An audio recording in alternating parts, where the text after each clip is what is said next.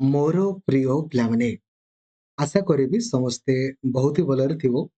ଦେଖନ୍ତୁ ଆପଣ କେମିତି ନିଜ ନିଜର ଆର୍ଆଇ, ଏଆର୍ଆଇ, ଅମିନ, ଅଙ୍ଗନବାଡି ସୁପରଭାଇଜର ତାର ଏଡମିଟ୍ କାର୍ଡକୁ ଡାଉନଲୋଡ କରିବେ।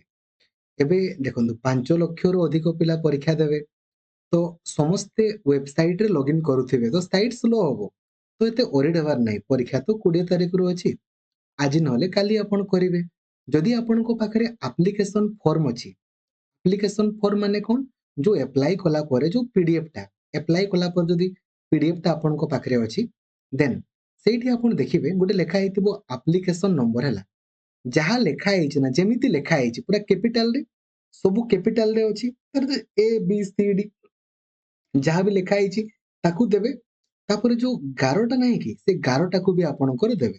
ଏଇଠି ଯୋଉ ଆପଣଙ୍କର ଆପ୍ଲିକେସନ ନମ୍ବର ମାଗୁଛି, ତ ଆପଣଙ୍କର ସେ ଆପ୍ଲିକେସନ ନମ୍ବରଟାକୁ ପୁରା ଫୁଲ ଫିଲଅପ କରିବେ। ସବୁ କ୍ୟାପିଟାଲ ମାନେ ସବୁ କ୍ୟାପିଟାଲ।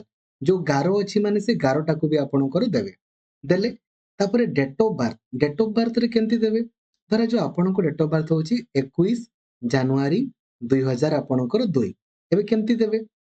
21 ଦେଲେ ତାପରେ ଏଇ ଗାର, ଏମିତି ଗୋଟେ ଗାର ଦେବେ। ହେଲା, ଟାଇପ ଏଠି କରିବେ ଗାର ଏଇ ଚିହ୍ନଟା। ହେଲା, 01 ଦେନ୍ ପୁଣି ଦେଟା, ମାନେ ଟିକେ ବି ଆପଣ ମାନେ ଖାଲି ଏମିତି ଲେଖିକି ଦେଲେ ଭୁଲ ହେବ। ତ ଏମିତି ଏଇ ଯୋଉ ଗାରଟା ଆପଣଙ୍କର ଦେଇକି ହିଁ ଆପଣ ଟାଇପ କରିବେ। ମାନେ 21 ଟାଇପ କଲେ, ଦେନ୍ ଆପଣଙ୍କର ଗୋଟେ ହାଇଫେନ୍ ଟାଇପ କରିବେ, ପୁଣି 01 ଟାଇପ କରିବେ, ପୁଣି ହାଇଫେନ୍ ଟାଇପ କରିବେ, 2002 ଟାଇପ କରିବେ। ଆଉ ଆପ୍ଲିକେସନ ଫର୍ମରେ ସବୁ କ୍ୟାପିଟାଲ, ଯାହା ଆପଣଙ୍କର ଆପ୍ଲିକେସନ ନମ୍ବର ଲେଖା ହେଇଛି, ଆପଣଙ୍କର ସେ ଆପ୍ଲିକେସନ ଫର୍ମରେ ସେ ଆପ୍ଲିକେସନ ନମ୍ବର ସବୁ କ୍ୟାପିଟାଲ ଦେବେ, ଯାହା ଲେଖା ହେଇଛି।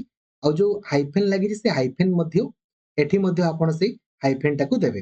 ତାପରେ ଏଠି ଯୋଉ କ୍ୟାପଚା କୋଡ ଲେଖା ହେଇଛି ତାକୁ ଦେଇକି ଲଗ୍ଇନ୍ କରିବେ। ଠିକ ଅଛି, କପି ପେଷ୍ଟ ହବନି, ନିଜେ ନିଜେ ଟାଇପ କରିବେ।